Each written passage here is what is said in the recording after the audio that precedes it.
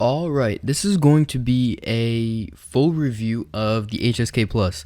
This is a mouse I've been using every day basically for like 3 weeks now, I think at this point. So yeah, let's get into it. So this is the mouse here, obviously, and I'm gonna get the main specs out of the way first, and then I will get into the unboxing experience and all of that.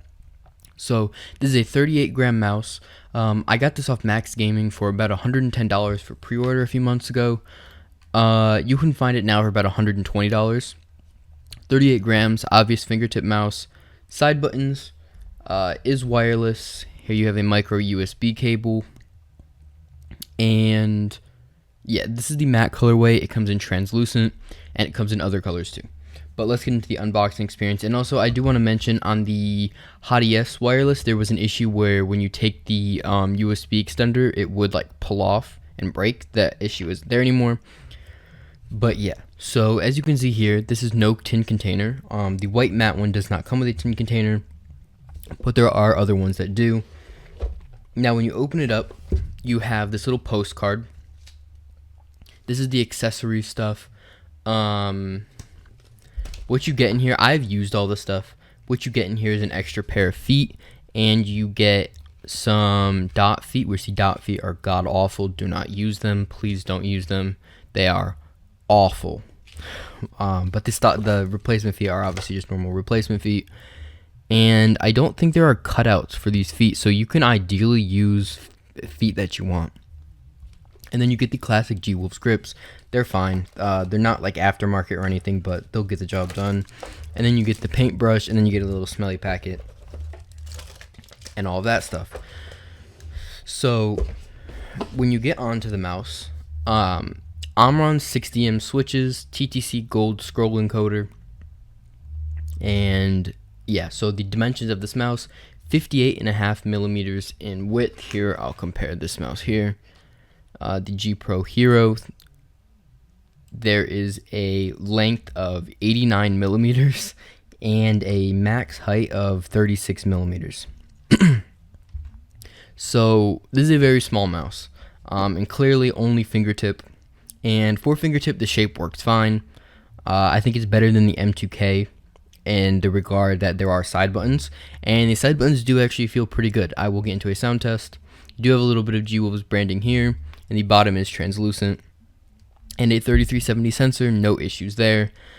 But I'm going to talk about the battery life after. You should stay for that because there is an issue with the battery life that I will mention. But yeah, actually I will talk about it right now. So the reason I haven't mentioned the battery life is because I don't actually know how much battery life this mouse has.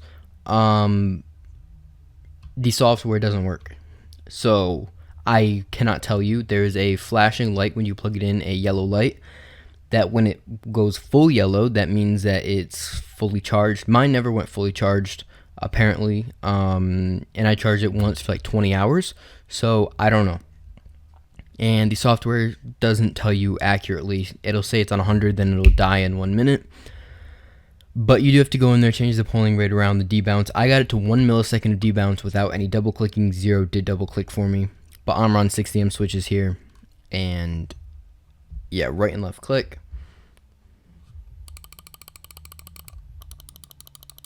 Side buttons. Scroll wheel.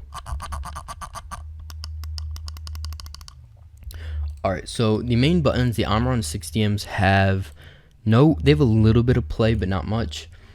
The left click is super crispy. My right click is not as tactile as my left one, and it's quite a bit lighter, but I'm pretty sure that is just like the little switch pad thing under it. I don't know if you know what I'm talking about. You know what I'm talking about. It's like a little black switch pad that goes under the click.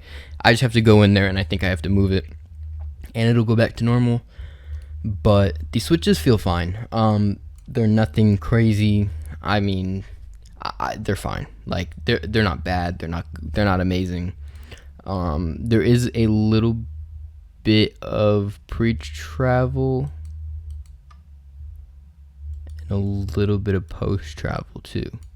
But all in all, they're fine. Now, side buttons wise, The top side button has like this, it goes super far in, but they're pretty crispy. Now, if you can use them. So when you're fingertipping this mouse, you are nowhere near the top side button. And just even hit the top side button for me, I have to like claw it.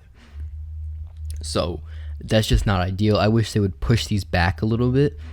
And then they would be so much better, because the side buttons feel fine. They got a little bit of post pre-travel and a little bit of post, but they're really, really crispy.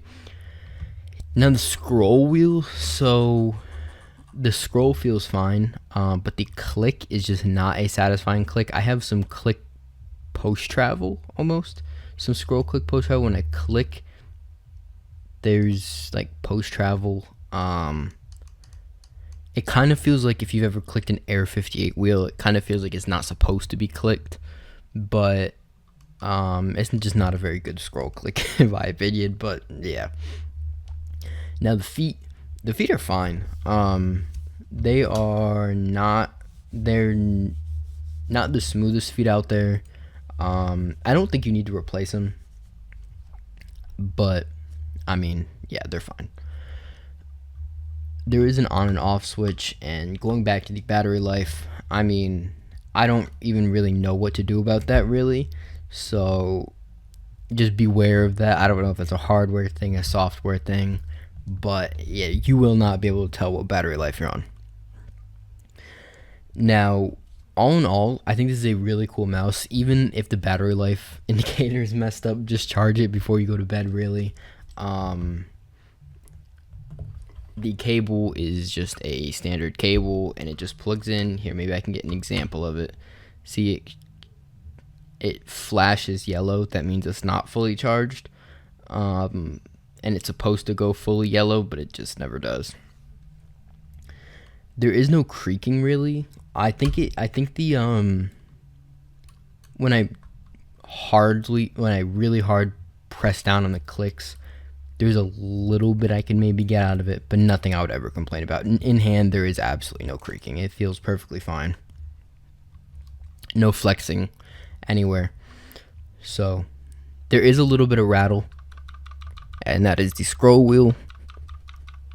But all in all, good mouse. If you want a mouse just to have fun with, or you pure fingertip, this is a mouse you should look into. $120 to $130 depending on what it is. It's a very niche mouse. I wouldn't recommend the average user go out and get it, obviously, at all. But it's a cool mouse. So yeah, that's the end of this video. If you are interested in a mouse like this, I will put the links in the description. They are not affiliate links. It's just where you can buy the mouse. But yeah, that's going to be the end of this video. Peace.